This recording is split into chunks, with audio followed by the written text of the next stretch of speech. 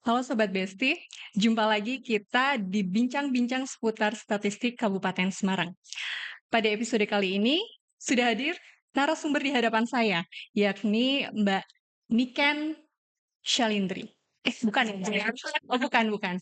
Baik, maaf. Saya ralat ya. Beliau adalah Mbak Dita Niken Larasati. Salah Mbak, salah lagi. Oh, salah lagi. Iya. Yang benar apa, Mbak? Dita Niken Lestari. Oh, Lestari. Iya. Dita Niken Lestari, STR, statistisi, ahli pertama BPS Kabupaten Semarang ya, Mbak. Maaf ya, Mbak ya, salah terus. Tapi sama nih, kalau Mbak Niken Shalindri hobinya menyanyikan lagu-lagu. Ya. Kalau Mbak Niken hobinya juga menyanyikan? Oh, tentu tidak. Ah, iya, Suaranya merdu merasa dunia. menyanyikan lagu-lagu, bukan, menyanyikan angka-angka statistik. Wow. Gitu ya? Enggak juga Mbak. Enggak juga. Jadi terkait angka-angka statistik gitu ya, Mbak ya. Iya. Di podcast sebelumnya kita pernah membahas nih tentang indeks pembangunan manusia. Nah, indikator ini itu kan mengukur tingkat pencapaian pembangunan manusia di suatu wilayah begitu ya. Nah, dalam mendorong pembangunan manusia yang inklusif dan berkeadilan, yakni pembangunan yang melibatkan seluruh lapisan masyarakat, isu kesetaraan gender menjadi hal yang sangat penting untuk diperhatikan. Nah, karena isu ini masuk dalam program prioritas presiden dan global goals atau kita sering dengarnya SDGs begitu ya. Nah, dua indikator utama yang sering dijadikan acuan dalam mengukur kesetaraan gender ini adalah indeks pembangunan gender dan indeks pemberdayaan gender atau disingkat IPG dan IDG ya. Nah, baru-baru ini BPS mengeluarkan angka IPG dan IDG terbaru di tahun 2024. Nah, sebelum kita kulik lebih dalam tentang angka IPG dan IDG, mungkin Mbak Niken bisa menjelaskan nih ya, apa keterkaitan IPM dengan kedua indeks ini? Betul, terima kasih Mbak Riris. Jadi kan tadi Mbak Riris sudah menjelaskan ya sedikit mengenai IPM. Nah, gampangannya nih, IPM itu menjelaskan indikator ya yang menjelaskan bagaimana penduduk dapat mengakses hasil pembangunan dari pemerintah. Bisa dari segi pendapatan, kemudian pendidikan dan kesehatan. Nah, di sini kan IPM secara umum gitu ya, untuk seluruh penduduk di Indonesia. Nah, sedangkan IPG ini kita, untuk melihat kesetaraan antara, pengaksesan tadi pembangunan pemerintah antara laki-laki dan juga perempuan. Nah, itu dari segi IPG. Sedangkan untuk IDG itu, mengukur sejauh mana peran perempuan dalam, terlibat aktif dalam pengambilan keputusan di bidang ekonomi, politik, dan pendapatan. Tuh, Mbak Riris. Oh gitu ya Mbak ya. Bisa nggak sih kita simpulkan kalau IPG ini berarti merupakan perbandingan IPM perempuan terhadap IPM laki-laki? Iya, Bisa seperti itu ya iya, Mbak iya, ya? benar-benar. Oke. Lalu kondisi IPG dan IDG di Kabupaten Semarang itu tepatnya seperti apa Mbak? Kita lihatnya langsung ke angka aja, Mbak. Ini Oke. kan indeks ya, berarti Iya. kan, merujuk ke angka gitu. Kalau tahun 2024 itu angka IPG kita sekitar bukan sekitar ya, di poin 96,74. Sedangkan untuk IDG, lebih di bawahnya lagi yaitu 74,52. Oke, tadi angka untuk IPG 96,74 Iya, benar. dan IDG 74,52. Nah, angka 96,74 itu interpretasinya seperti apa, Mbak? Oke. Jadi, mudahnya ya, kan IPG itu di angka 96,74, menunjukkan bahwa pembangunan antara perempuan dan laki-laki di Indonesia ini hampir setara gitu. Jadi kan, IPM tadi ya, Mbak Riris, itu kan perbandingan IPG tadi ya, maaf, perbandingan antara IPM perempuan dan IPM laki-laki. Jadi semakin mendekat nilai 100, maka pembangunan antara perempuan dan laki-laki itu semakin setara gitu. Jadi di sini kan nilai kita sudah 96,74, jadi kan sudah mendekati setara gitu ya, Iya. meskipun masih ada celah sedikit ini. Iya. Baik, berarti semakin mendekati poin 100 begitu, IPM perempuan itu semakin setara dengan IPM laki-laki Iya, begitu ya, Mbak, ya? pembangunannya ya, Pembangunan pembangunan pembangunan, perempuan itu semakin setara dengan pembangunan laki-laki. Nah, dalam perhitungan IPG, itu kan memuat 3 aspek ya, Mbak, ya? Iya, Tadi yang Mbak Niken sebutkan tadi ada pendidikan, ada kesehatan, dan iya. ada ekonomi. Nah, lalu indikator apa sih, Mbak, yang digunakan untuk perhitungan yang memuat ketiga aspek ini? Oke, jadi indikator yang digunakan tadi kan ada 3 ya. Kalau untuk, kesehatan itu kita menggunakan angka harapan hidup. Kemudian untuk dari segi pendidikan itu ada harapan lama sekolah dan rata-rata lama sekolah. Kemudian untuk dari ekonomi ya, pendapatan itu ada, pengeluaran per kapita yang telah disesuaikan. Nah, ini tadi kan perbandingan antara perempuan dan laki-laki ya. Jadi indikator tadi masing-masing untuk laki-laki dan masing-masing untuk perempuan. Oh, begitu ya, Mbak. Baik baik. Sepertinya kalau untuk IPG sudah cukup gamblang begitu ya. Nah, selanjutnya untuk, indikator IDG. Dengan angka IDG 74,52, itu interpretasinya seperti apa, Mbak?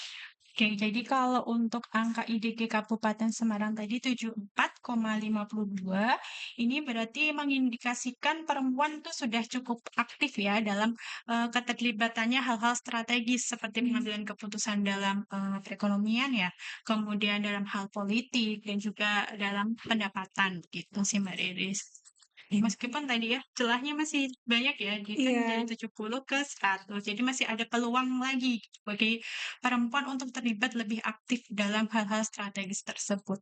cukup jauh ya, berbeda dengan IPG. Kalau untuk angka Mhm, IPG-nya sudah sangat baik begitu ya, tapi untuk angka IDG masih cukup jauh begitu ya, iya. Mbak, ya.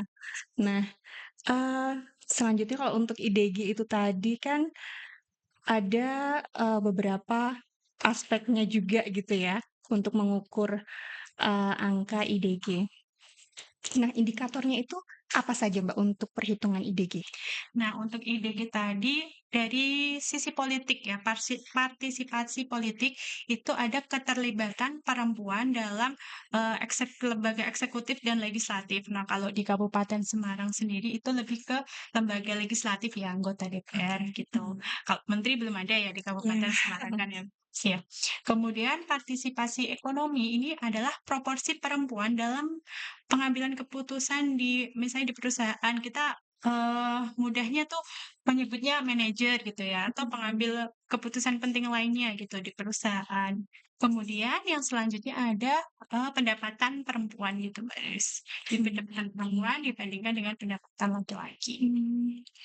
Ya, oke, Mbak. Tadi kan kita sudah, mulai memahami begitu ya tentang angka IPG dan angka IDG begitu. Nah, sejauh ini kedua indeks ini ya, Mbak, itu digunakan untuk apa saja, Mbak? Kalau tadi ya, Mbak Ris kan tadi udah menyebutkan pentingnya, pembangunan gender ya Iya. sebagai, eee program utama pemerintah gitu, Iya, bahkan secara internasional, SDGs gitu ya. SDGs dan cita-cita presiden begitu ya? Heeh, iya benar. Jadi di sini tuh IPG dan IDG ini untuk menilai dan mengarahkan pembangunan yang berkeadilan gender gitu, Mbak Riris. Nah, kalau fungsi IPG tadi kan untuk mengukur kesenjangan gender ya dari laki-laki dan perempuan gitu. Tadi kita lihat di Kabupaten Semarang sudah hampir setara gitu ya, Mbak Riris, Mhm. pembangunan antara perempuan dan laki-laki. Kemudian dasar evaluasi program pembangunan pemerintah, pembangunan yang beresponsif terhadap gender, kemudian mendukung penyusunan RPJMD dan Renstra. Terus kalau untuk IDG sendiri itu mengukur partisipasi perempuan gitu dalam pengambilan keputusan tadi ya seperti di bidang politik, kemudian perekonomian gitu. Oke, cukup banyak begitu ya manfaat dari IDG dan IPG ini. Nah, selanjutnya Mbak, untuk posisi, tadi kan sudah muncul itu ya, nilai atau angkanya gitu. Nah, posisi IPG Kabupaten Semarang, jika dibandingkan dengan kabupaten lain se-Jawa Tengah itu seperti apa, Mbak? Oh iya, Mhm. kalau untuk kita bandingkannya se-Jawa Tengah ya Mbak Riris Mmm, ya. Kalau untuk IPG ini kita bagus Mbak Riris, di posisi keempat terbaik di oke, Jawa cukup Tengah. bagus ya. Iya, itu setelah, Kabupaten Sukoharjo, kemudian ada Kota Surakarta, kemudian Kabupaten Karanganyar, dan yang keempat ada kita, di Mmm, Kabupaten Semarang itu. Jadi kalau, untuk IPG ini kita sudah, eee, kita bisa katakan sangat baik ya, kita sudah mhm, masuk ke 4 besar di Jawa Tengah. Sedangkan untuk EDG, nah ini kita lumayan mmm. agak tertinggal Mbak Riris, Oh kita itu gitu. ada di posisi ke-10 Mbak Waduh, Riris, setelah kabupaten kota jauh lain ya. Kak, di Jawa Tengah, Mhm mhm. gitu. Iya, jadi, untuk angka IPG kita bisa sampaikan bahwa nilainya cukup memuaskan begitu ya, Mbak, Iya ya? Ini menandakan bahwa pembangunan perempuan di Kabupaten Semarang itu nggak kalah dari pembangunan laki-lakinya. Hanya saja untuk posisi IDG-nya itu masih sangat PR ya. iya, lumayan Mhm. PR ini Mbak Riris, kita posisi ke-10. Iya iya. Jadi kalau untuk, IDG-nya itu bisa disimpulkan bahwa partisipasi aktif perempuan di Kabupaten Semarang ini masih cukup kurang ya dalam kehidupan ekonomi, politik, dan pengambilan keputusan Iya, gitu. Nah, jadi kita bisa simpulkan bahwa pembangunan manusianya sudah cukup setara, namun masih kurang berdaya, iya, begitu. masih Jadi begitu kita ya? masih kurang memberdayakan lagi ya perempuan, Perempuan, kayak oke. gitu, masih kurang terlibat aktif. Mhm mhm. Baik, ini sudah cukup jelas ya. Jadi, untuk penutup atau closing statement nih, Mbak, perlu kiranya saran dan masukan dari Mbak Niken. Dari sinyal-sinyal ini apa saja yang perlu menjadi perhatian pemerintah? Oke, Mbak Denis, terima kasih. Nah, ini untuk, tadi kualitas pembangunan perempuan di Kabupaten Semarang ini sudahlah bagus ya, Mbak Denis, ya. Tinggal kita memberdayakan, perempuan ini, bagaimana caranya memberdayakan perempuan ini dari sisi politik, kemudian dari sisi pekerjaan, begitu, dan pendapatan. Nah, di sini tuh tantangannya pandangan stereotip kita ya terhadap gender di Kabupaten Semarang ini ya. Seperti misalnya perempuan itu bolehnya begini dan begini, misalnya bolehnya di rumah aja atau gimana. Terus kayak kalau di bidang politik tuh kayaknya lebih bagus kalau DPR itu misalnya yang laki-laki nih, kayak gitu. Jadi Oke, stereotip seperti itu yang mungkin, kita perlu edukasi lagi gitu. mhm. Jadi biar ada, pemberdayaan perempuan lagi gitu ya, gitu. Oke, terima kasih Mbak Niken atas semua penjelasan yang cukup terang begitu ya, seterang harapan RA Kartini dalam memperjuangkan kesetaraan gender di Indonesia. Akhir kata dari kami, ya, izinkan saya mengutip perkataan mantan Sekjen PBB Kofi Annan tentang kesetaraan gender. Jadi kesetaraan gender lebih dari sekedar tujuan. Kesetaraan gender merupakan prasyarat untuk memenuhi tantangan pengentasan kemiskinan, mendorong pembangunan berkelanjutan, dan membangun tata kelola pemerintahan yang lebih baik. Demikian, sekian, sampai jumpa di episode Besti selanjutnya.